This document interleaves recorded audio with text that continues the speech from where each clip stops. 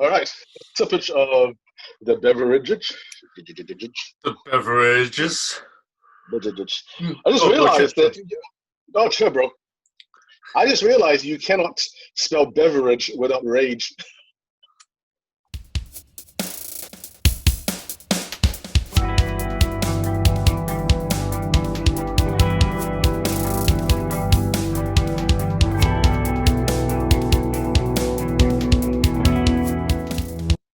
So, welcome, fellow seekers, to another episode of the Balanced Purpose Podcast, where we explore the boundaries, the fringes, the extremities of this shared, mysterious reality we call life. But of course, always with balance and purpose, yeah? So, come join us on this ride. Yeah. Seats for everyone. Seats for everyone. All right, and away we go. So back into this discussion, my friend. We grounded ourselves a little bit, but let's go back up again. Let's float and drift and soar and see where this goes. So many topics to traverse around the extremes, really. Yeah, it feels like 2020 is a year of extremes. Even I mean, we talk about it being a year of clarity.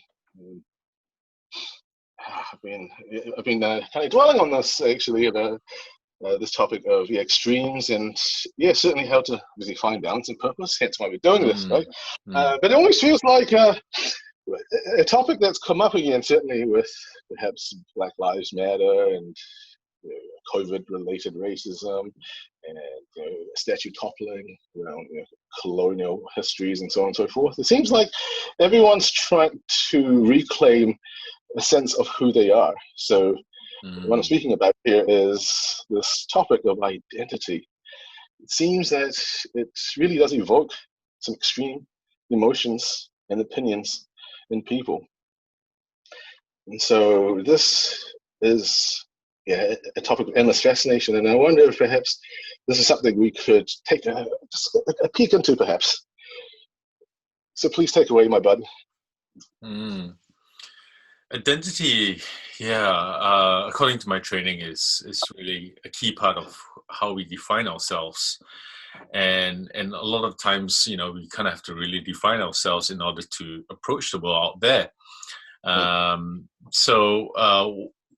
It'll be quite difficult to approach the world out there when you don't actually know where you stand about things, who you are, where you belong to, and we are social creatures. We behave in tribes, in groups, and cliques, and societies and nations. So we do want to have a sense of belonging somewhere, and it's part of our nature, I believe, and it's important to us. But in this day and age where, everything's intermeshing and multiculturalism, biculturalism, it's more like multiculturalism, and also our own personality characteristics, like what do we enjoy? We are both metalheads, part of this metal sub-community, subcultures. So I think it's very plural. And it's also, and there's this term called intersectionality that, we're not just one thing. We might be Asians, but we're also metalheads, but with differing points of views and different interests.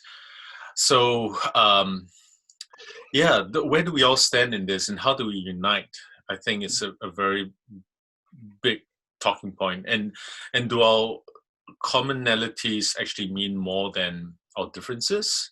And how do we put our differences aside to go, actually, there are certain things that we really agree upon. And it creates this whole question of how do you deal with identity politics? It's a big one. How do you identify yourself? Am I my work? Am I my religion? Am I my spirituality? Am I my political beliefs? And stuff that becomes... it's a big topic to flesh out, for sure. Very tricky. It's tricky because it's really so multi-layered, multifaceted, multi-dimensional even. Because if, say for example, and you must have done this multiple times, like I have, all of us have, when we are preparing our CVs and writing these cover letters and say applying for work, we're trying to describe ourselves really in a succinct but also impactful manner. So you need to think of, say, a 50-word, 100-word blurb or whatever it might be to sum yourself up, right? Because this is the image of yourself that you want to put out to the world. And it's like, how do you describe yourself in just even 100 words for that matter? Because there's so much you want to say about yourself. And what do you prioritize? How do you couch perhaps the main attributes and so on and so forth? There's so much to explore that. And perhaps one of the upsides, and maybe it's a bit tough to talk about upsides, certainly with the lockdown and I guess the fatigue and all that, but I wonder if maybe this is an opportunity for us to step back, and we talk about this in a previous episode, just taking stock and taking time to reflect on where our life is right now and how we're able to perhaps recalibrate it a little bit, because certainly that's necessary if we're feeling off center and off balance. Yeah, certainly, like the isolation in effect is kind of in essence like removing the environment around you so that you're really stuck with yourself. And in a sense, that could be an opportunity to look deeply about who am I, what do I stand for, what are my values, what are my qualities, just to take stock about what is this program that I'm operating from. And I'm just like talking in terms of like, let's say we are computers, like we have a whole multitude of different programs that run this person operating system of a body. Yeah, absolutely. Oh yeah. So, but then the question is like, what is this? What defines me? And what is the environment out there that actually validates what defines me? I think we are really on this whole big journey ourselves. Who am I is the big question, a big philosophical question that has perplexed everyone. Oh, absolutely. Yes.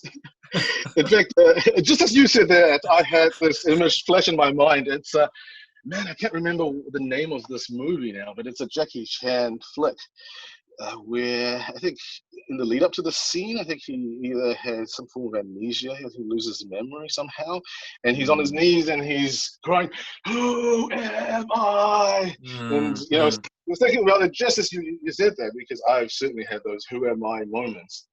And in the previous episode, I mentioned how for me one of the more recent ones was certainly when this media personality had.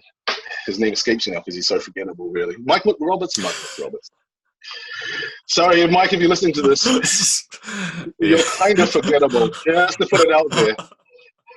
But at least you're honest, so whatever. It's all good. This whole proclamation around Kiwis being all about the rugby. Right? And so that really was my entree into the whole identity journey. Because actually, I haven't delved into it deeply enough myself, and so that actually is what started all this off. Really, and we've been on shared journeys together. So I've been reflecting, actually, and I did this in the previous episode too, where I referred us to the time we were flatmates together, and we shared all these kind of thoughts around, internal crisis, if you like, around shaping our identity. And it's fair to say that you set sail, you soared first on your journey to Vancouver, and it's fair to say that the 3.5 years, 4 years nearly, that you overseas was a bit of an identity-seeking mission, amongst other things. So please, bud, I'd love to have you open this Pandora's box once again. Let it out. I need to also add to what you just said before, that we met on the basis of trying to discover our own Asian identity, or we say like banana identity. that we probably were thinking about for a long time. Now, New Zealand was a very tough place to emigrate to as a teenager, because as kids, sometimes, people don't really hold back from stating things that are obvious, especially if you look different. And it does affect our psyche, as you can imagine. Certainly it did for me, walking down the street, minding my own business, and someone will roll down the car window and be like, fucking Asian, go home. And I'm like, well, I developed a point when I was like, I responded like, yeah, well, I'm just taking the bus home. Like, yeah, I am going home. Try to be smart about it, Or you get comments like, oh, your English is really good. Microaggressions like that. And then you go, yes. well, my favorite response is, so is yours. Both, likewise. Yeah. Yeah, so that sets the context to how identity had been stripped away from us. And for me, what developed in my psyche was that, maybe my outer appearance didn't really matter as much. And, I'm trying to assimilate, rather than integrate, which is a whole different topic, assimilate into an environment where I become just like one of them. And obviously my own sense of self-esteem, identity, sense of who I am was really robbed as a result of that experience. Very, very challenging. So definitely suffered the consequence of that. And also feeling left out at certain things, like certain friend groups. You go to a party and maybe everyone's drinking and you're just going, well, I'm not really vibing this alcohol thing because I go bright red, and then I get shame for that, and then my face gets redder because of the shame and alcohol. So, and then you just go, well, that's not my scene. And then, like you, I agree. Like rugby is not my scene because I play something really low key like basketball and get flung around the court. I'll try to block the ball or do a shot or something like that, and someone will crash onto me, and I'm the one flying. Because these guys are like close to twice my size. Well, I'm exaggerating, but they're big, tall. More or less, yeah, and bulky and all that. Yeah, absolutely. Yeah. No. It is a sport that I guess obviously favors those who are of a larger build, because it's a contact sport. Right, more so than anything really, and so that I guess that's just not our thing. Well, there's peer pressure. That's really interesting. I wonder how that has also played into your identity shaping journeys that you've been on. Yeah, because you just tend to lose yourself in the equation. The problem with assimilation is that you become someone else. Yeah. And I'll put it in contrast with this other term, which is integration, which is the sharing of values, the sharing of qualities of each other. I learn from you as much as you learn from me, because I believe I come to this country with some values that I think are pretty valuable. That's why they are my values. And so it's really to move away from that model of assimilation, that you're here to learn from someone who's more superior than you, or majority, aka more superior, and then I've got nothing to offer. So it really takes a dig on your own self-esteem, because you're just people want to add value, and it's a form of service. So if you're not accepting, not you, but people, if they're not accepting my service, then I feel really quite useless. Yeah, true. So the build-up of that, I think, led to the point where I was just like in New Zealand, and we discussed about it in the previous podcast. I mean, I'll get to my whole journey and stuff, but I think I'll just set some context around this. Please do that. Thank you. So as an Asian in New Zealand, there it's kind of tricky at the time growing up in the 90s and early 2000s, being by the fact that bicultural discussions and conversations were really what went on in society. There are plenty of things that didn't get resolved with the Treaty of Waitangi and just general empowerment of, Maori have been, hard done by, and it's like, and we have like policies in place that actually perpetuate that. So that is definitely a reality. But when the conversation is dominated between two main races, Maori and non-Maori, otherwise known as Pakeha, as someone who's neither, you kind of just go, it's kind of nice to just sit out of it. But at the same time, I'm trying to build a life here. So I'm just like, where do I actually fit? And it perpetuates the whole thing of not fitting in again.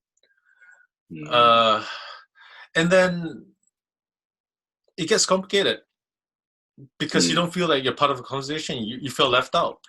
And it might bring up a whole series of other emotions as well, like neglect. And neglect is a form of abuse. It is. Absolutely. So when you feel ignored and you feel neglected as part of this, it really affects you. And you don't feel like you've got a voice, because when you do speak, and people be like, "Oh, that's not the conversation right now," and let's stick with the point. So you get dismissed, and then the combination of everything, you just go, "Whoa, maybe I really don't matter. Maybe my voice doesn't matter. My presence doesn't matter. No. I'm going to be in the background." In a subtle way, I think a lot of Asians who come to New Zealand feel that, and they go, "Okay, well, that's fine. I know my place. I'm just going to be in the background." But then there are some other people who will want to challenge that. And you and I are the types that would challenge that. There are people in Future Dragons and other like Asian empowerment type projects. There are many around. Absolutely. We step out to that and go, "Hey, no, hang on. Guys. We realize that there's a bicultural situation that's going on, but hey, we are New Zealanders too.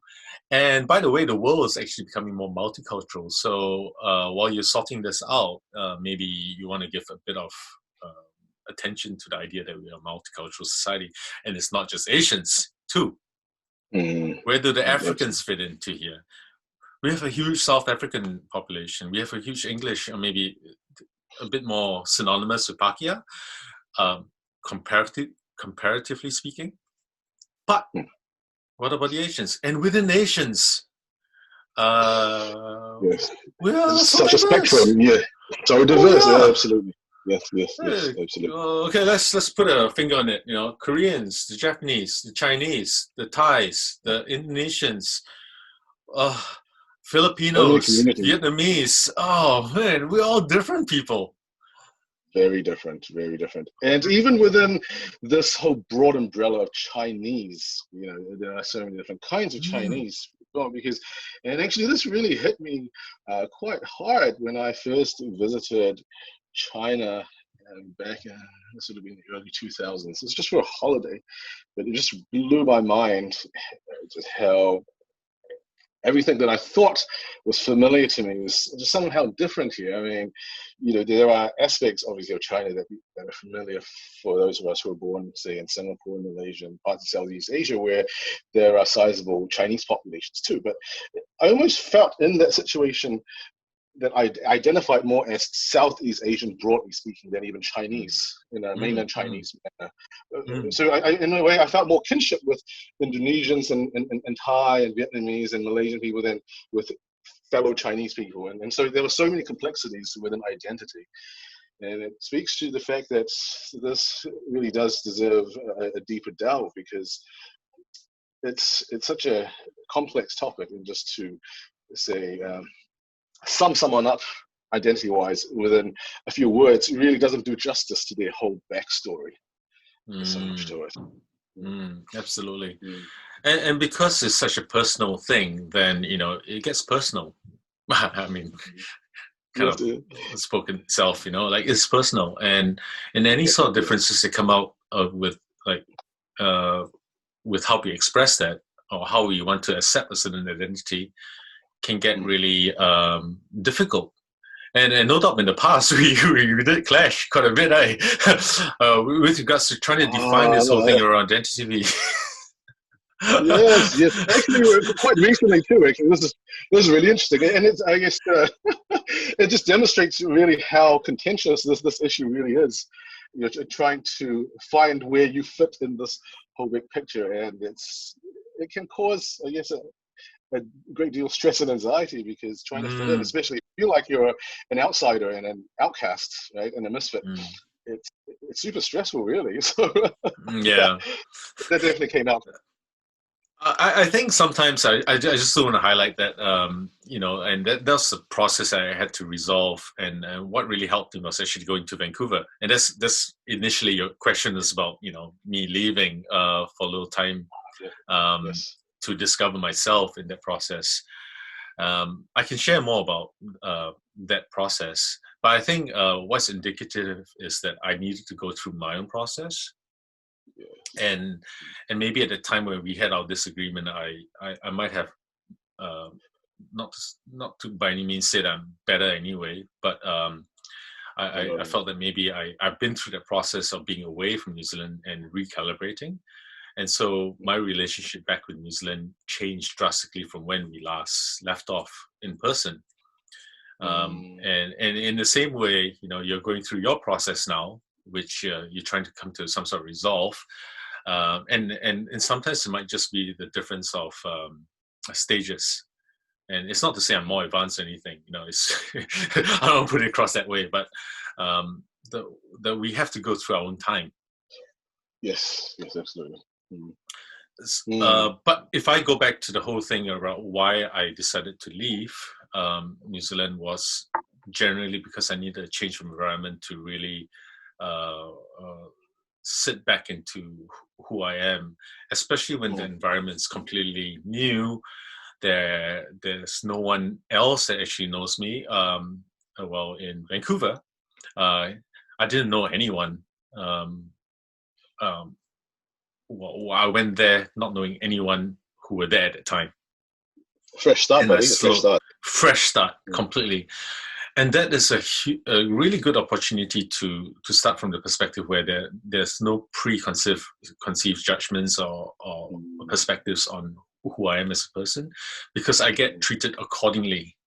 I get treated accordingly as how the past of the past, or how I used to project myself. So there's a lot of value in having this anonymity. Yeah. In that process, I knew what I was going for, and I knew that I was on my path to grow and develop. And I also knew, in terms of our discussions, that sometimes you got to find a sense of who we are from within, so as to go deep. And I think that's where both of us, we really vibe that, you know, a lot of these feelings and of happiness or peacefulness comes really from our own sense of mastering our own mind and discovering who we are. So I found that I just decided to seek out environments where people were supportive of that. And subtly, you know, I just fell into those circles, you know, where involve, you know, being with Asians, fellow bananas. You met good old Damien, you know. Yes, of course. Been really supportive for that, you know, and he shared a very similar story too. So I've got that, and then I went to collective living, and I was surrounded by Canadians and from all places of of Canada, and then also from South Africa, for example. There's a diversity of different people that live in the same place, and we learn off each other. And then for a moment, being in Vancouver was like really, really awesome for me, because there's almost this understanding that there's hardly any actual Vancouverites. Hardly. They do exist, yeah, of course, But people assume that you're from a different place. So they never ask you where you're from. It's just out of the question. As far as they're concerned, they just go, well, you're in Vancouver, so you're from Vancouver right now. There's no need to ask anything. And gradually, I started to find that, hey, you know what? Maybe North America had been more exposed to immigrants for a longer period of time. They're just in a different phase. Yeah. That's interesting. But I could build myself up. But I can tell you the key moments where I started to really, really reflect back on my Kiwiness and decided that could be the point of resolution with my own hang-ups about the Kiwi culture. Obviously, a lot of chips on my shoulder around that one, but it took a couple of Kiwis actually that really helped me on that path. One was a flatmate or roommate. Grew up in Auckland, everything, and we went to some good conversations and all, and he was like, he blew my mind in the sense that he all the perceptions and projections I had of Kiwis, white, also Maori, Kiwi, like quintessential, like the blend of both cultures,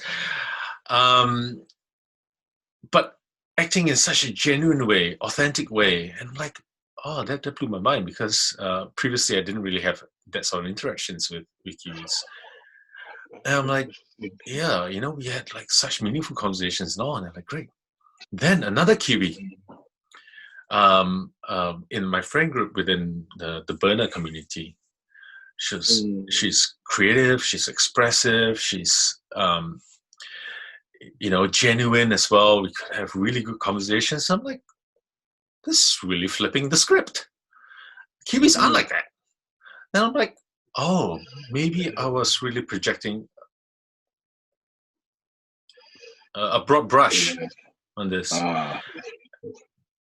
And then I started to know more and about this, and I realized, no, it's actually me. I was coming up with that, my own hang-ups about it. So it took some Kiwis to actually change my point of view. And that's how, when I came back to New Zealand, I was like, no, actually it was me all along. I mean, no. Obviously the environment did shape it, but I could change it. I could change it within myself, and I felt that I wanted to. So I had a very, very different approach to my own Kiwi identity when I got back here. And then in discussing that with you, then we had to come to an understanding that there was a difference of experience.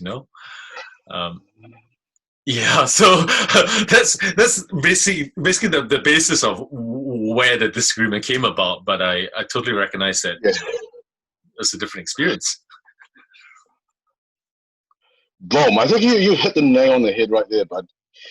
We were on different trajectories, if you like, because I think when we clashed at that moment, you were on this path of, okay, you're coming back to New Zealand, you're wanting to build a new life for yourself, and certainly I think you were on this path of reconciliation and reintegration, because you had already kind of found yourself and recreated yourself in Vancouver, and you came back as a new Fabian.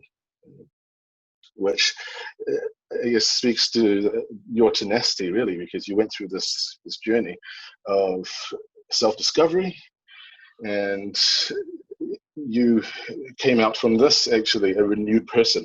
And so you're on that path, whereas I think for me, I was leaving New Zealand, and I was certainly feeling like I wanted to actually distance myself from aspects of Kiwiness that I felt didn't resonate with me, and so I was certainly not on the path of reconciliation.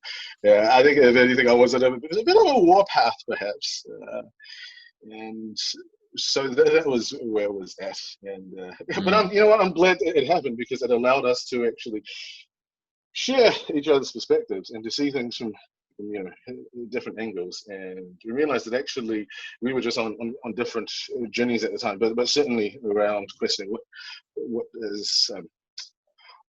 is our calling in life, if you like, and how does this speak to who we are and what we want to become, and so on and so forth. And so it was actually really useful for us to actually share notes in that regard as well. It also highlights that like there are many journeys out there, and certainly my views, I cannot impose it on others, because they probably need to go through their own process too, of renewal and all. So sometimes I recommend, like, and we talked about it a lot, and that's why we both went overseas, like, in our own ways. But and it's often a very healing process to see a different society and how it works, and bring back some of those perspectives back here, in terms of how they deal with identity issues as well. There's some really common stuff that happens around identity, and you start to see patterns around that. But certainly then we go back, okay, well, actually, how do I take those learnings and those observations from our experience, bring it back here, and then try to recreate a different sort of thinking? Because I find a lot of times is to flip the script. And that I give that example of, like, having bringing experiences of knowing, like, actual genuine Kiwis to go, like, oh no, I flipped the script in my head about my projections about society. Sure, there are a lot of rugby heads out there, but in the end, maybe our rugby is a scapegoat for a deeper problem, the feeling of the non-belonging. But I feel like in my journey, being back here in New Zealand for about nearly 3 years, actually. Nearly 3 years. Oh my gosh. Yes, I think you arrived back around the same time I left. So I left New Zealand in August 2017. When did you arrive back? It was the same year, I believe. No, actually, it was the end of October 2017. That's how we met each other. We totally went. Yeah. So in that period of time when I came back, I had this energy, the Northern American energy, like, okay, I feel empowered, I have a better sense of who I am, and okay, let's take this on, because the problems don't really go away. It's just how you deal with it. And so I made a commitment to myself that, I'm gonna not try to be someone else than who I am and my upbringing. I'm going to honor my past. I'm going to honor my first 14 years growing up in Singapore.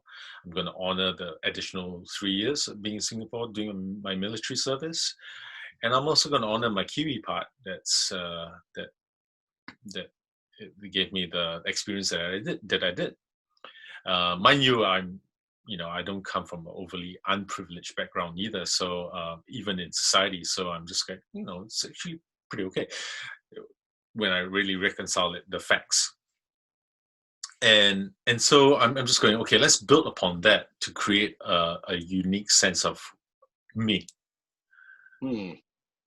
I have a philosophical quality like you. I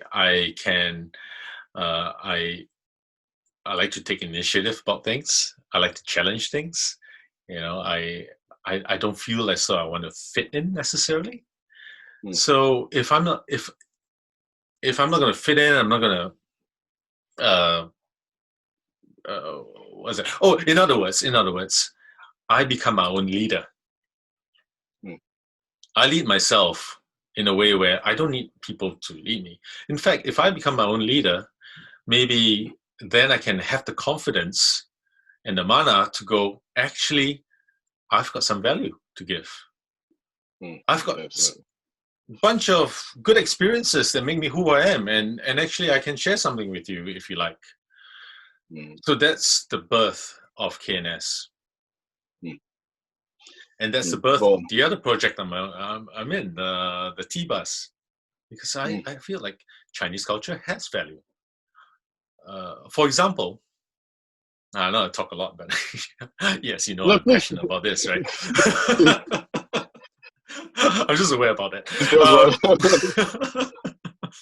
The floor is yours. Please teach your thing, bud. So, thank you. So with T-Bus, I recognize that I'm Asian. I have a Chinese heritage, and I spent many years being ashamed about my Chineseness, or my Southeast Asian Chineseness. But I'm going, you know what? There's so many qualities within that experience that I know that the New Zealand society or Western society can actually benefit from, as long as I'm proud of it and I'm confident in it. And I've got very good reasons to be confident in it. And for example, Chinese tea. There's so many elements of Chinese tea that are beautiful, from the ceremony to the techniques to the production. But I think what's really relevant to New Zealand as an offering is that New Zealand has a very big, bad drinking culture. We socialize predominantly over drinks, and we get really, really smashed as a result of that. It's a real problem. Because you don't drink. And you just Not go, my thing. Oh, why do I want to be part of this? But then here we have a drink that actually can put you in a state, and you call it, it's a kind of high, actually, a tea high. You're really buzzed and stimulated, and you want to have really good, deep conversations and really meaningful stuff. It's impressive how I observe this happen, people just get really philosophical on tea for some reason. And it's good vibes, because the other aspects of tea, we talk about balance, right? You got the stimulant part and you got the relaxing part. There's L-theanine, which really calms you down, and you just go, hey, you're just chilling out like that, and then you're just talking away, and your mind is like buzzing. I'm like, what a great buzz! What a freaking great buzz! It's so much better than alcohol, boom, yeah. And it ought to be celebrated. Celebrate this, right? Definitely. Exactly. And this is what Chinese culture has been holding on to for a long time. And maybe the Westerners did catch on upon that, back in the 19th century. Big history around that. They enjoyed tea, they took tea. But maybe here's our opportunity to lead the charge in reclaiming our own heritage, our own culture, our own tea history. But saying, hey, it's still applicable, it's still relevant in society right now. And the more you can get into that mindset of relevance and empowerment and confidence, you build up your own sense of self-identity, and that affects people, and people get inspired by that. It feels great. Nothing better than your identity than knowing that you're inspiring people on your path too. And leadership can only come from a place of true confidence, true boldness, and hang-ups can't come into place. You got to resolve all those hang-ups in order to lead yourself properly and lead others as well. So I want to approach identity in the form of in the context of leadership. We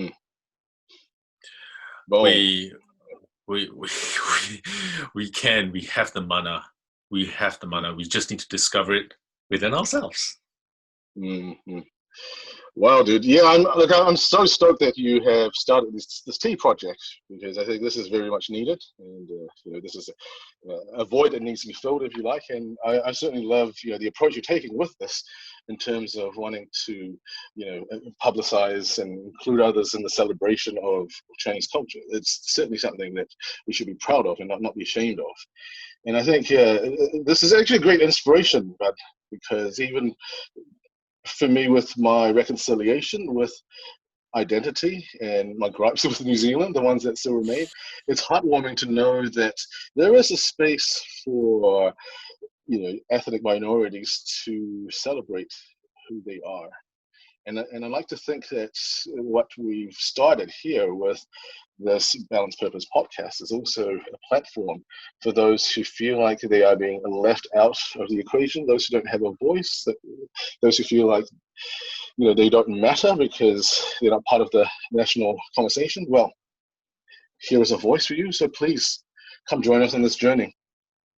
Right? This is your home. This is your safe space.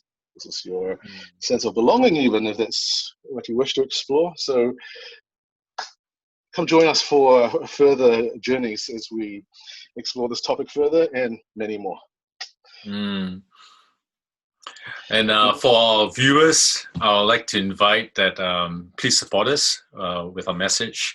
You can do so by liking, subscribing, and commenting on this video.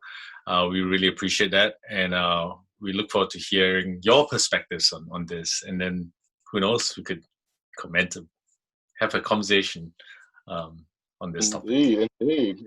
Catch you down in the comments below. All right, we are out. Hey. Boom.